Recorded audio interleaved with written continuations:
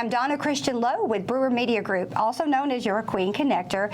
And today we are talking with the EPB Nonprofit Spotlight, one organization that is very dear to my heart, which is the Epilepsy Foundation of Southeast Tennessee, and a good friend of mine, Matthew. Say it. Gidney. It's just like kidney, but with a G instead of a K. I love it. So good to have you. I want to thank you today. Brewer Media has decided that your group is like the amazing group that we need to recognize this week in the EPB Spotlight. So thank you for coming today. Thank you for having me. It really means a lot. How long have you guys been active in the community? Yeah, so this organization, the Epilepsy Foundation of Southeast Tennessee, we're an affiliate of the larger National Epilepsy Foundation. But our chapter here in Chattanooga has been around since 1977. What is your official title, Matthew? So I'm the director of programming and what does here in that Chattanooga. mean? So I make sure all of our programs are operating and serving people as effectively as possible. Love it. And our programs, I'd love to share a little bit about what those are. Just, I mean, we've got a Well, I was going to say, what are the goals? Yep. Because a lot of people hear about nonprofits and they're like, okay, just another nonprofit. Right. But you guys have some specific goals that you're trying to achieve. What are those? They're extremely specific. And so the best way to put it is that we're trying to create a network of support for people with epilepsy here in Southeast Tennessee and North Georgia. We serve a little bit of North Georgia as well. And so the way we do that is we try to respond to the needs of people with epilepsy and their families, because their families are involved in this too, right? Their loved ones. The ripple effect of epilepsy is large.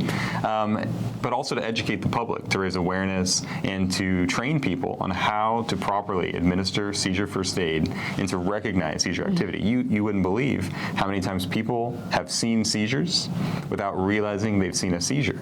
I mean, it's really Stationary, you know, someone staring, Yes. and not know what to do, and they go to two things. Oh, don't you put a spoon in their mouth or a wallet in their mouth? Exactly, right? There's That's a lot of not what we misinformation. do. A lot of times people think epilepsy is extremely rare. 1 in every 26 people in the United States will have epilepsy during their lifetime. Say that again? 1 in every 26 people. I mean, think about that. We all know 26 people.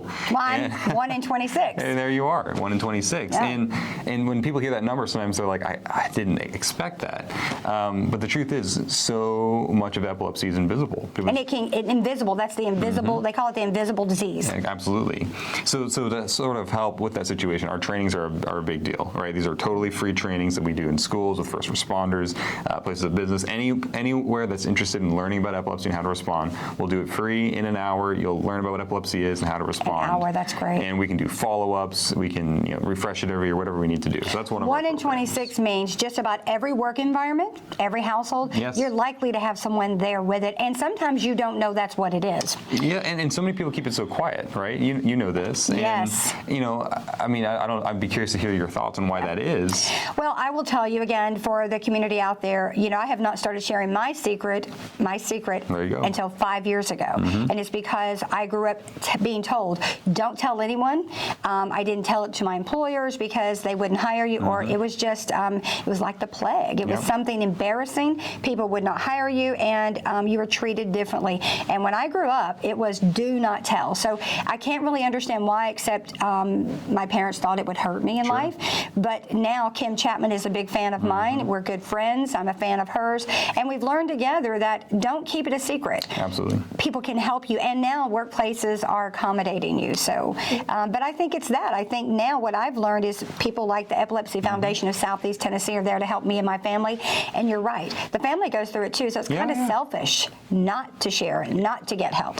Yeah, well, and towards that end, helping with the family and everything, some of those programs we have, we can help with prescription assistance. Let's talk about that, because before you do that, people out there right now are saying, wait a minute, that might be my child, my son, my cousin, my husband might have epilepsy. Right. So how do they get help, and then what are the services that you guys can offer them? Yeah, so if you reach out to the Epilepsy Foundation of Southeast Tennessee, we'll plug you into our programs. Support group is a great way to get involved, and that's open to family members, friends, anyone who's involved with the epilepsy journey in any way, shape, or form. If they want to show up and talk to other people who are going through what they're going through, sharing ideas, getting inspiration, it's a great place to go. So support group, we do that every month. We meet for coffee once a week, just to I'm in for talk. coffee. Yep, come on in for coffee every Wednesday from 11 to 1. We have prescription assistance, help you pay for your prescription medications for epilepsy, which are often the only only thing between you and uncontrolled seizures. We can help get someone in to see a neurologist, pay for that initial visit and a follow-up visit. We can help with transportation assistance. Love that. So you have some events coming up, and you're a nonprofit, so you have to raise money. So what events do you have coming up? Because we want to make sure they know how to get to those events and how to help. So our next event, it's actually not a fundraiser, it's an awareness event with the Lookouts. It'll be super fun on June 28th, so it's coming right up. If you attend that game, the Lookouts game that evening, they'll be highlighting the epilepsy community here in Chattanooga. We'll have someone giving the first pitch, and they'll be enjoying some I'm going to have to be there. You should. I really have to be there, Matthew. That's a done deal. So I'm done. We're counting I'm there. you in Yes. Yes. So the other thing, real quick before we sign off, people are going to have a lot of questions after they see this. And again, you are our EPB spotlight, our nonprofit spotlight for the week.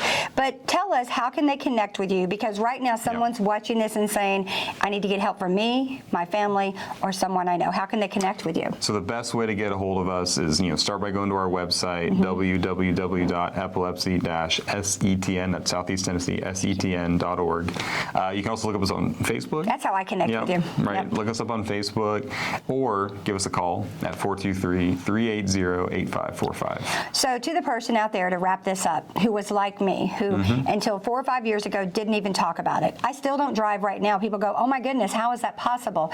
Well, you have workarounds. To the person out there, what would be your final words if you have epilepsy or know someone that does, and you're hiding it, and you're saying, I just don't want people to think I'm different?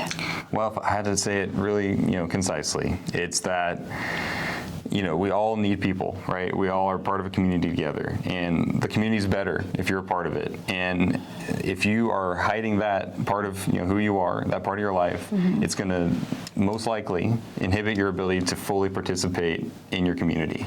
And not only are you potentially missing out there, but so is the rest of the community. We need you to be involved. Matthew, thank you so much from the Epilepsy Foundation of Southeast Tennessee. This is the EPB nonprofit spotlight, and I'm so glad it is the Epilepsy Foundation. Go check them out. For now, thank you for joining the Brewer Media Group.